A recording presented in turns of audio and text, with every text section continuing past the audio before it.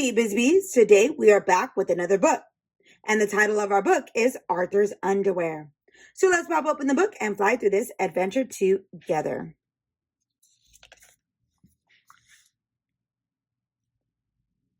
For all the kids who insisted on an underwear book, Binky Barnes was at the board doing a difficult problem.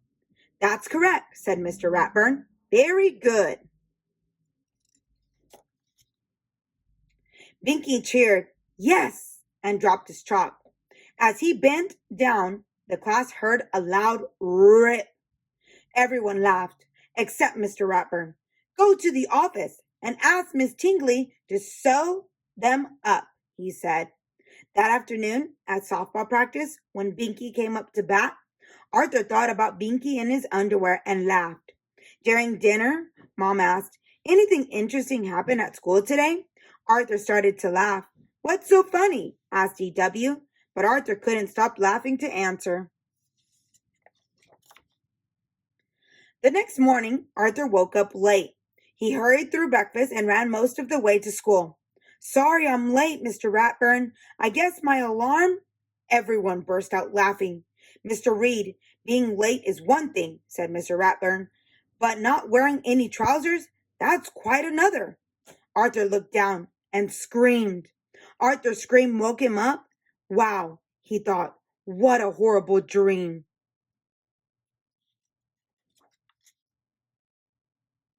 In school, the class watched a science film.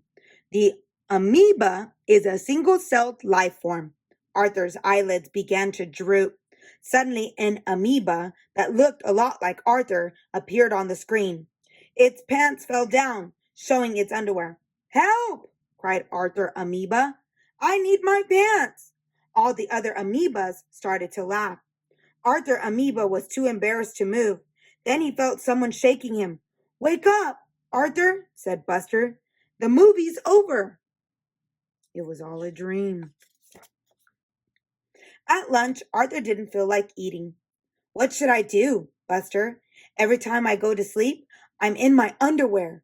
Try staying awake, Buster suggested. You can't dream if you don't sleep. That night, Arthur tried some tricks to stay awake. Old MacDonald had a farm. But as hard as he tried, Arthur just couldn't. I'll get you, Verminator, after I take a little nap.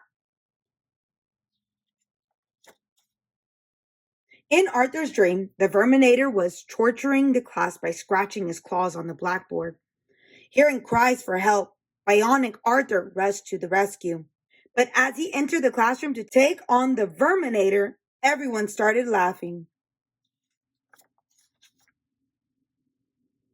My pants! Arthur gasped as he woke up with a start. Rise and shine, Mr. Fancy Pants, said D.W. They're right here. Mom says you better shake a leg or you'll be late for school. Arthur asked Buster for some emergency advice on the way to school. It even happens when I'm a superhero, he exclaimed. I can't stay awake forever. I'm doomed. Maybe you should sleep in your pants, said Buster. That way you won't have to worry about putting them on. That night, D.W. came into Arthur's room. Why are you wearing your pants to bed? She asked. Because, that way I can be ready for school faster, he said quickly. I'm going to ask Mom if I can sleep in my clothes too, D.W. said. And maybe my coat and boots. Mom! Arthur sighed and changed into his pajama pants. The next day, Arthur was more worried than ever. What if people find out about my underwear problem? He asked Buster. They'll call me names, and then I'll have to change schools. Don't worry, said Buster. Your secret's safe with me. At lunch the following day, Arthur sat with Francine and Muffy. They looked at him and started to giggle. What's so funny? Arthur asked. Do you have your pants on? Asked Francine. Better make sure. Arthur checked. He was wearing pants. He moved to another table. I heard about your nightmares, said the brain. So I got a couple books on dreams. Apparently, you have a pathological fear of embarrassment. Arthur got up to find Buster. Buster, cried Arthur. You told everyone about my underwear dreams? Not everyone, replied Buster. Only a few kids. Buster, how could you? Well, I couldn't help you. I needed some advice. This is so embarrassing, said Arthur.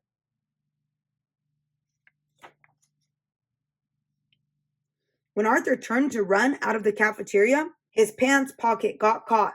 Rip! Everyone in the cafeteria began to laugh. Arthur couldn't move, but Binky grabbed 2 trays to cover him.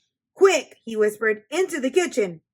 Mrs. McGrady wrapped her apron around Arthur and got out a needle and thread.